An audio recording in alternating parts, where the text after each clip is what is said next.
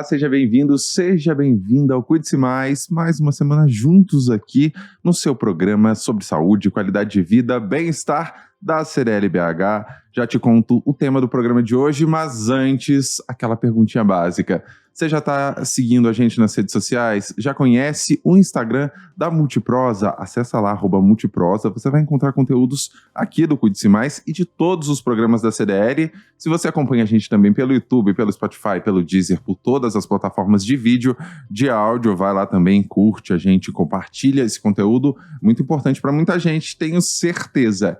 E outra coisa, quer mandar uma sugestão de pauta, quer mandar algum comentário, anota o nosso e-mail. É cuidecemais@cdlbh.com.br. Aguardo a sua pergunta, aguardo a sua sugestão, hein? E no programa de hoje, a gente vai falar sobre calvície, sobre queda de cabelo, um problema que atinge muita gente, né? Tanto mulheres quanto homens. E quem vai falar com a gente hoje é o Hodson Frade. Olha só, a gente estava falando aqui antes, eu acertei o nome dele e aqui no início errei. Ele é médico dermatologista pelo Hospital das Clínicas da UFMG, é membro titular da Sociedade Brasileira de Dermatologia, é também professor na FASÉ e dermatologista analista da Polícia Civil de Minas Gerais. Faz muita coisa, hein, Hodson? Prazer em ter você aqui com a gente. Obrigado pelo convite, pessoal. Um prazer estar aqui com vocês na CDL BH. Vamos falar um pouquinho sobre calvície. Quem aqui não tem um problema de queda de cabelo, não tem uma queda de cabelo aí que está incomodando, às vezes até mesmo sofre disso, ou às vezes tem algum familiar que está calvo, está querendo uma solução, não sabe o que está acontecendo, por que meu cabelo está caindo, eu tô ficando calvo, tô ficando careca, o que está acontecendo, né? Olha só, para começar a falar a respeito disso, daqui a pouco a gente vai falar mais especificamente sobre calvície. Mas hoje eu estava dando uma lida, vendo que tem muitos problemas sobre queda de cabelo que não são relacionados exatamente à calvície especificamente. Às vezes é por um estresse, às vezes é por... Mulher tem muito durante a gravidez, pós-gravidez, né? Quais são os principais problemas que causam a queda de cabelo, não sendo especificamente os tipos de calvície? Perfeito, Júnior. Você colocou muito bem. Quando a gente separa muito bem dentro da dermatologia a queda de cabelo de um quadro de rarefação capilar. A rarefação capilar ela ganha um nome específico dentro da dermatologia, que é o que a gente chama de alopécia. Aí pode ser uma alopécia androgenética, que é o que a gente chama de calvície, pode ser uma alopécia areata, entre outros tipos de alopécia. Até falo com os meus alunos que quando ele está falando alopécia comigo, ele não está falando nada. Que a gente tem que ter nome e sobrenome. Alopécia areata, alopécia androgenética, tem que saber especificar. E quando a gente fala em queda de cabelo, a gente está falando de outra entidade, que pode ocasionar uma área de alopécia, mas nem sempre, como é o caso da calvície. A queda de cabelo propriamente dita, a gente chama de eflúvio, que é essa queda de cabelo ao longo do tempo.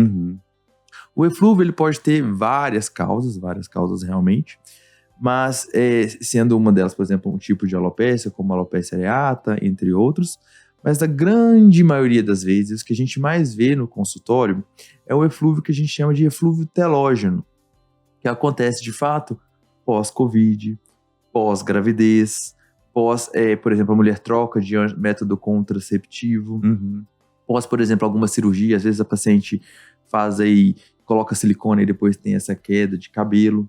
E é uma coisa que acontece, não, por exemplo, tive Covid hoje, e aí eventualmente meu cabelo vai cair semana que vem. Não acontece dessa maneira, não.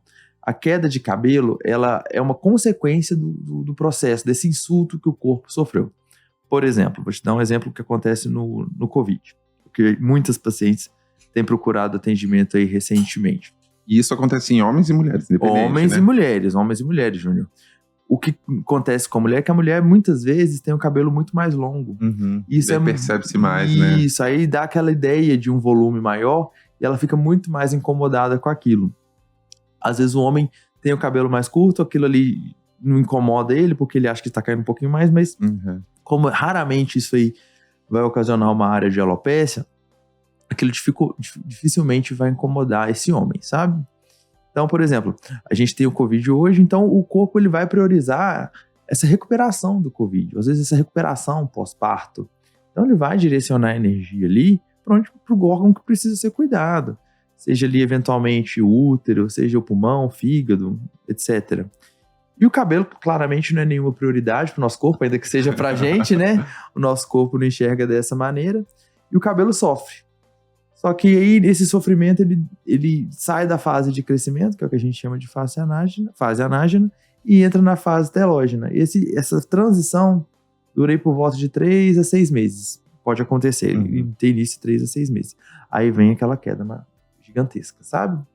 A gente vê muito isso, assim, mulher grávida, né? Que mulher grávida tá cheia de fator de crescimento. Aí tem aquele cabelão lindo, aí vem o pós-parto, aí tem aquele flúvio gigantesco. A minha irmã ficou desesperada quando ela ficou depois da gravidez, que caiu muito o cabelo dela. Ela foi em vários especialistas, inclusive. Pois é, cai mesmo, não tem jeito. Porque a mulher tá acostumada com aquele cabelo lindo, maravilhoso da gestação, e no pós-parto ele cai todo. E fora que às vezes, no caso da minha irmã, por exemplo, ele muda até o aspecto do cabelo, né? Não é só que caiu, diminui e também muda a textura, muda tudo. Ele de fato vai nascer um cabelo um pouco mais fraco, um pouco mais fino, porque o corpo tem que priorizar os outros órgãos. Esse útero dela tem que recuperar bem dessa gravidez, ela perde sangue, então tem que repor as reservas de ferro, as reservas de ferritina, as reservas de vitamina, tudo isso que ela perde, ela precisa repor nesse pós-parto. E como eu falei, estou repetindo várias vezes, o nosso corpo, o nosso organismo, ele não enxerga o cabelo como uma prioridade, e eventualmente a gente vai ter um cabelo mais fino, mais quebradiço.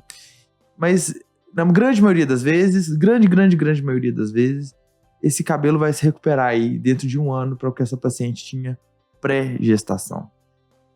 Sem nenhum tratamento específico. Isso aqui que é o louco, né? Mas nesses casos, mesmo assim não precisando, teoricamente, eu não sei, de um tratamento específico, a pessoa pode tratar de alguma outra forma? Tem aí, tomar alguma vitamina, não sei, até algum medicamento tópico? Entendi. O que acontece, Júnior? Às vezes a gente entende assim, meu Deus, eu perdi vitaminas, eu preciso de repor. Mas nem sempre isso é uma verdade. Porque aquela vitamina que você repor ali pós-parto, pós-Covid, ela vai para a recuperação do seu organismo que teve esse insulto, seja o fígado. Quer dizer, ela tá lá dentro, ela só tá sendo investida em outra parte do corpo, né? Exatamente. Então, por mais que você queira priorizar o seu cabelo naquele momento, o seu corpo não vai priorizar. Por mais que você aplique medicamentos, etc., isso aí não vai dar certo. O próprio minoxidil, ele pode até estimular um pouco o crescimento, mas não vai ser algo suficiente para essa paciente ficar satisfeita. Eu vou ser bem sincero. Esses dias eu recebi no consultório uma paciente que ela tinha um cabelão lindo, tava até assim, o cabelo até na cintura, cabelo longo, muito, muito bem cuidado, e ela tinha acabado de fazer uma bariátrica. E ela veio para mim, com 20 dias de bariátrica, querendo prevenir a queda. Porque ela sabe que ela vai perder cabelo. O cabelo dela é muito bem cuidado, muito bonito. Assim, doutor, eu não quero ter queda de cabelo. E a gente, às vezes, tem que quebrar essa expectativa, né? O médico que fala que não vai ter problema, o médico que fala que essa paciente vai sair livre de problemas, de complicações, ele tá mentindo. Não tem como a gente sair de um processo tão agressivo para o nosso corpo, como é, por exemplo, a bariátrica, ela arrancou um pedaço do estômago, né? Claro que ela tá priorizando outras questões de saúde, isso aí não é uma questão pra gente, mas do ponto de vista da minha especialidade, é uma coisa que vai ter efeitos para ela. Então, o principal, o que é difícil nesses casos é você fazer essa orientação para essa paciente. Claro que a gente fez um tratamento específico, né, de tentar que ela não perca cabelo nesse processo, mas o processo mesmo é orientar essa paciente que ela vai ter alguma queda. Isso aí não é uma coisa que a gente vai conseguir realmente evitar 100%, sabe, Júnior? Mas como você disse, dentro de 1 ano aí, mais ou menos, desse período de recuperação, a pessoa volta com o cabelo 100% normal ou não? O cabelo vai ficar aí pro resto da vida mais fino, menos denso? É uma coisa que a gente fala na medicina, nem sempre, nem nunca. A gente não consegue falar com certeza que isso vai acontecer, que ela vai voltar a ter o cabelo que ela tinha, por exemplo, pós-gestação. Você concorda comigo que pós-gestação é uma coisa tranquila, às vezes a gente falar que a probabilidade dela voltar a ter esse cabelo é maior, né? Porque a gestação não é uma doença para o corpo. Ela realmente vai trazer alguns estresses, né? Porque a gravidez, durante o processo de nascimento do bebê, realmente gera alguma inflamação, perda de sangue. O corpo tem que se recuperar disso.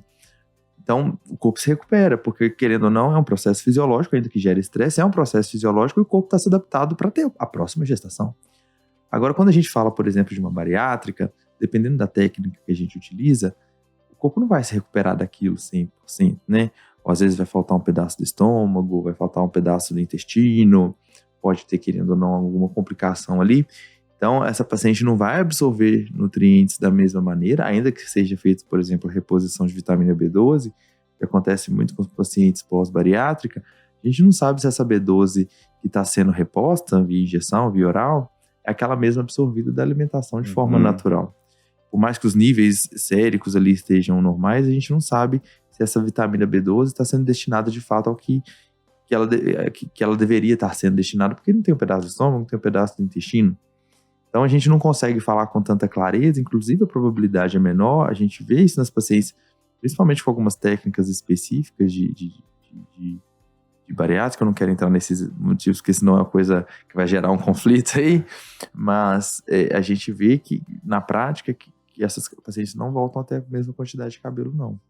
Realmente, não só do cabelo, né? Elas sofrem outras deficiências nutricionais, que por isso que é muito importante o acompanhamento nutricional, o endócrino, essas pacientes pós-cirurgia, porque elas sofrem muito com deficiências nutricionais, de ferro, vitamina B12, eventualmente vitamina D, essas vitaminas lipossolúveis, sabe? Agora, no caso das calvícies, é bem diferente, né? O tratamento, inclusive. Primeiro, antes de tudo, eu queria que você explicasse pra gente quais os tipos hoje de alopécia, né? Que você já citou aí alguns, e explicasse que isso pode acometer tanto mulheres quanto homens, né? Hoje em dia já é bem comum, assim, a gente sabe que tanto mulheres quanto homens podem ter a calvície, mas até alguns anos atrás eu acho que as pessoas achavam que era muito homem, né? Mulher era uma coisa muito mais rara. Exatamente, Júnior. O que a gente vê é que a gente tem vários tipos de alopécia dentro da dermatologia, dentro da tricologia, mas a gente divide elas didaticamente, eu gosto de dividir assim, como as alopécias cicatriciais e aquelas não cicatriciais. O que é uma alopécia cicatricial? Aquela que o folículo morreu, acabou. Felizmente, a gente não consegue trazer de volta esse folículo à vida, né? E a gente também tem aquelas não cicatriciais, em que a gente tem alguma possibilidade de trazer esse folículo de volta, mesmo que tenha alguma inflamação ali, certa parte dele não é destruída, e às vezes a gente consegue recuperar esse fio de cabelo. Eu trabalho muito nessa área de tricologia, eu também trabalho muito com implante capilar, que é a minha principal área de atuação, além de dar aula na FASE, no meu ambulatório lá, dermatologia clínica, então a gente acaba lidando com muitas dessas entidades. Então, você me perguntou dos tipos de alopécia, eu gosto de separá-las principalmente assim. As alopécias cicatriciais, que demandam um tratamento mais específico, geralmente com algum grau ali de imunossupressão, que a gente fala, que é abaixar a imunidade, diminuir a inflamação. E tem as alopécias não cicatriciais, que eu gosto de focar mais na alopécia androgenética, que é a calvície. A calvície, eu gosto de colocar assim, que ela é uma doença hormonal. As pessoas têm que entender que a calvície é uma doença hormonal. Eu gosto de dividir androgenética, o nome, né? Alopecia androgenética em andro, que quer dizer homem, e genética por causa do componente genético mesmo, de herança da doença. O andro ali, ele não tá falando de homem. Agora, só um parênteses rapidamente, porque dizia-se muito também, até um tempo atrás, que a calvície, a alopecia androgenética, vinha para os homens do caso da família das mães. Isso é verdade ou não tem nada a ver? Ou é a genética realmente do pai, da mãe, tudo unido ali? Assim, a gente realmente tem algum componente da mãe por causa do tipo de herança da doença, né? De herança genética mesmo. Mas não só da mãe, o componente vem do pai também. O componente genético é muito importante. O que a gente vê, por exemplo, eu estava dando uma aula disso até essa semana, que filhos com ambos, pai e mãe calva, ele tem 5 vezes mais chances de ter calvície. Então, assim, é um risco muito alto. Então, assim, o filho que não tem pai, nem mãe, nem calva, a chance dele não ter calvície é realmente baixa, sabe? Então, o componente genético da alopecia é muito importante. Mas mais que isso, é um importante androgênico. O andro, né, do androgenético, está relacionado ao hormônio sexual masculino, que é a testosterona. Então, o que acontece com a calvície é que a gente tem uma sensibilidade da área dessa parte da cabeça especificamente a um tipo específico de testosterona que vai ser sensível ali, nessa região, o fio vai ser sensível e ele vai ficando o quê? Cada vez menor e mais fino, até que eventualmente ele para de crescer. E o que acontece com o homem? O homem tem muito mais testosterona que a mulher e eventualmente ele vai sofrer mais por causa disso, então vai ser muito mais perceptível no homem. Mas a mulher também tem testosterona. Ainda que seja em níveis mais baixos, a mulher também tem testosterona. Então, eventualmente, essa doença vai ser menos perceptível, mas ainda assim existente. A gente vê, por exemplo, aquela pessoa que usa esteroide anabolizante, que toma testosterona, às vezes para fins estéticos, ou até mesmo a título de reposição, tem o quê? Progride mais fácil essa calvície. Você vê assim, aquele homem que não cuida, que está ali na academia, está tomando esteroide mesmo com fins estéticos, não estou discutindo se é certo ou se é errado, mas o que a gente tem que ver é que ele vai ter algum prejuízo do ponto de vista da calvície dele se ele não fizer um bom acompanhamento. E é uma coisa que a gente vê na prática, é só entrar na academia que você vai ver isso aí com bastante facilidade. Isso é verdade. Agora, os tratamentos, quando é que a pessoa tem que começar a iniciar esse tratamento? Porque tem gente que a gente percebe, assim, até na adolescência, às vezes na escola, você já vê meninos, principalmente, que já começam a ficar com o cabelo mais ralo, que já começam até a ficar realmente calvos. E tem pessoas que são um pouco mais velhas, né? Às vezes, depois dos 30, 40 anos, você percebe que houve aí uma queda de cabelo mais acentuada. Existe uma idade certa que pode começar, que esse tratamento deve começar? Existe uma idade ou um estágio da calvície que não adianta mais tratar? Bom, é uma pergunta difícil, né, que a gente também tem dificuldade de responder para os nossos pacientes. Eu até fiz um post recente no Instagram, explicando exatamente isso. Que diferentes pacientes terão diferentes graus de calvície. E que, eventualmente, cada paciente vai ter necessidade de um tratamento específico em determinada idade. Então, a gente pode ter o cara com 20 anos que vai ter uma calvície muito pior que, às vezes, com um cara de 50. E todos os dois vão ter indicação de tratamento diferente. O que eu falo é que a gente começa o tratamento em escadas, né? São degraus da escada. A gente primeiro começa com tratamento clínico e, eventualmente, a gente tem que subir um degrau e ir para o tratamento cirúrgico, que eu falo que é o implante capilar. Mas se esse paciente fica muito tempo sem tratar do ponto de vista clínico do paciente cirúrgico e do ponto de vista cirúrgico, eventualmente ele não vai ter condições de fazer um tratamento cirúrgico, nem clínico lá na frente. Ele vai ter cabelo suficiente. Já vai ter progredido para uma fase em que esse cabelo já parou de crescer. E mais que isso, o paciente já não tem mais área doadora, que é a parte aqui de baixo do nosso couro cabeludo, onde a gente tira cabelo para colocar aqui em cima, que não é tão sensível à testosterona e que vai durar mais tempo quando a gente muda de lugar. Então esse paciente tem que tratar a calvície dele quão antes ela o incomodar.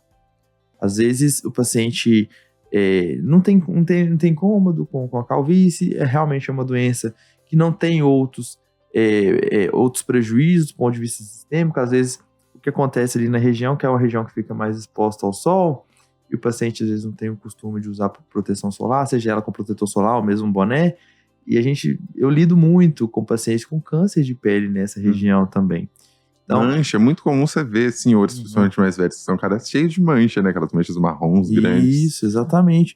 Esses dias chegou um paciente lá na clínica, ele queria operar, e eu fui fazer a avaliação mais criteriosa do couro cabeludo dele, e ele tava com câncer de pele lá. Imagina, se ele não fosse, ele não teria descoberto. Pois é, então assim, é importante também esse acompanhamento de um profissional que tá sabendo o que tá fazendo, tem experiência. Eu falo que não tem como você ser tricologista sem antes ser dermatologista.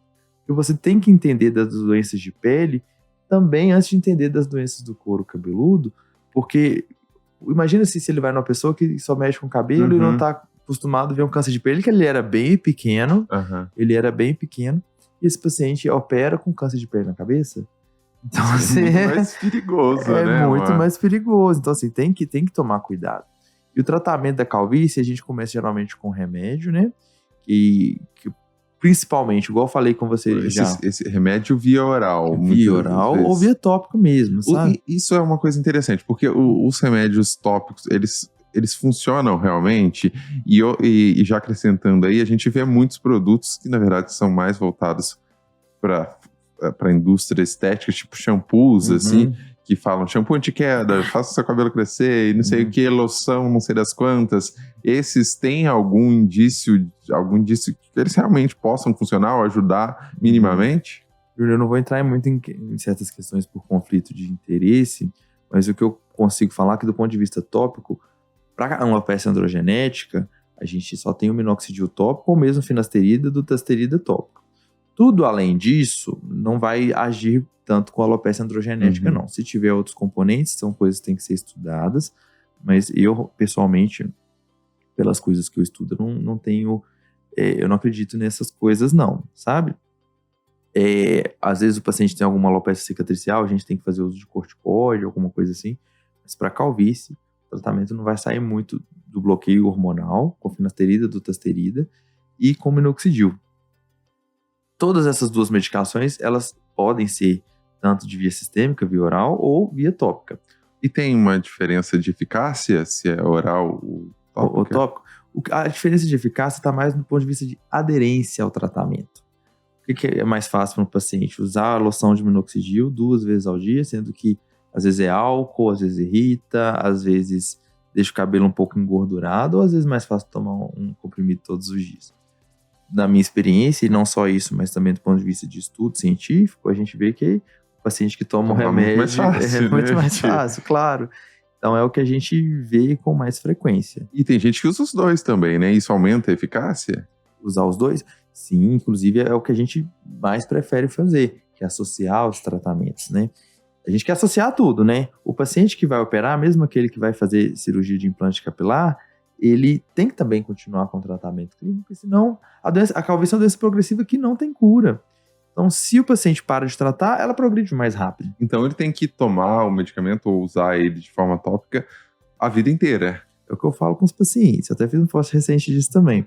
A gente não tem previsão de término do tratamento. O paciente vai começar a tratar, mas eu não sei quanto que a gente vai parar. Daqui 5, 10 anos, 20, 30 anos, a gente tem, a cura da calvície.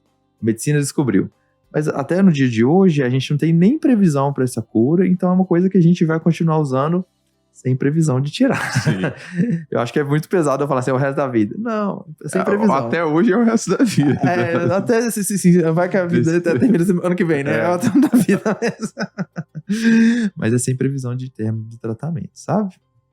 E aí, essas pessoas, ela tem uma idade, no caso do adolescente aí, que ela tem que começar a fazer o tratamento, ou ela pode fazer em qualquer momento, porque é o que você está falando também. O folículo morre, daí só por meio do implante, ou ainda tem uma chance de estímulo desse folículo? O folículo morreu, eu imagino que não, mas desses outros que às vezes não tem mais cabelo, mas que eles ainda existem ali, né?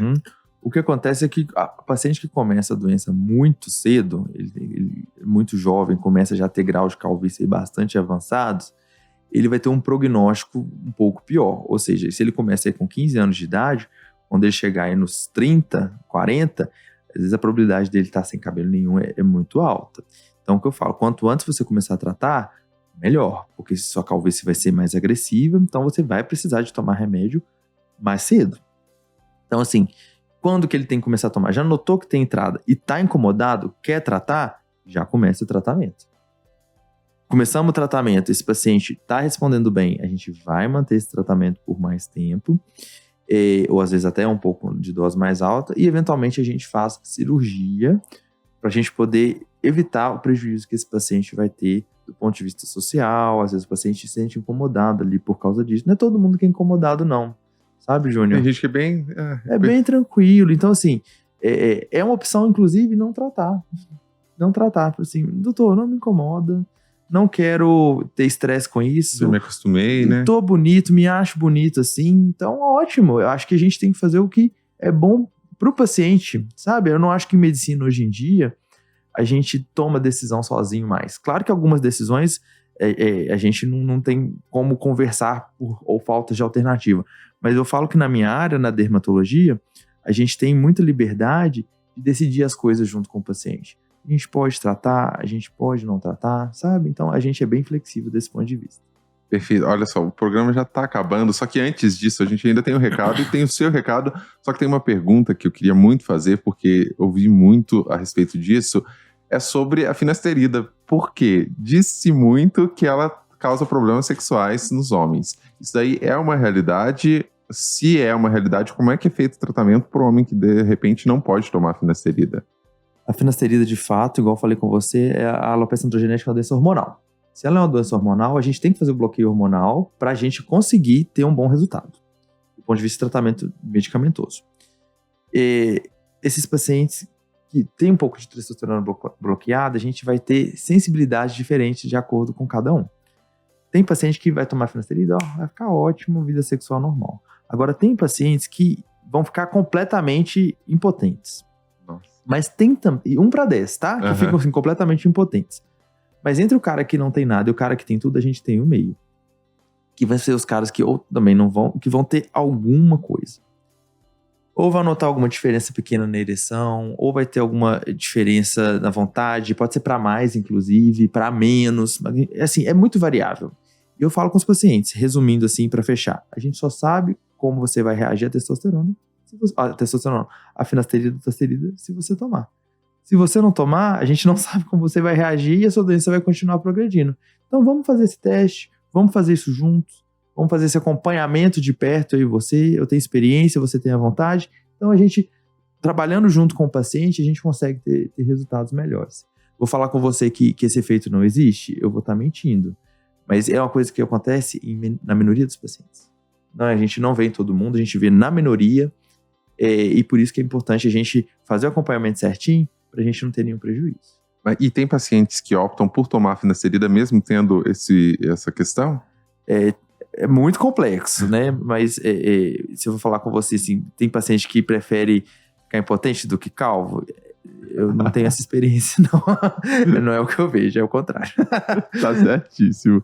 Só um minutinho, então, porque eu vou falar com você que tá ligado aqui com a gente. Olha só, você conhece CDL Saúde? Claro que conhece, porque eu falo aqui toda semana. Vários planos lá para você conferir. Tem outros produtos. Se você tem aí uma empresa, tem um comércio, tem colaboradores e quer um plano de saúde legal, você vai encontrar com certeza no CDL Saúde. E lá você encontra vários outros produtos aqui da CDL BH também. Então é muito fácil, acessa cdlbh.com.br e vamos lá agora, nossa despedida. Tem muita coisa para falar ainda, a gente vai precisar de um outro programa para conversar a respeito disso, inclusive desses efeitos colaterais aí que podem existir nos medicamentos e outros tratamentos também. O implante capilar é um tratamento que hoje em dia tem sido muito utilizado, né? Você falou aí, inclusive. Mas para finalizar, queria que você falasse direto para nossa lente do cuidado aí, pessoal, e desse dicas, sugestões para as pessoas. Pessoal, foi um prazer conversar com vocês.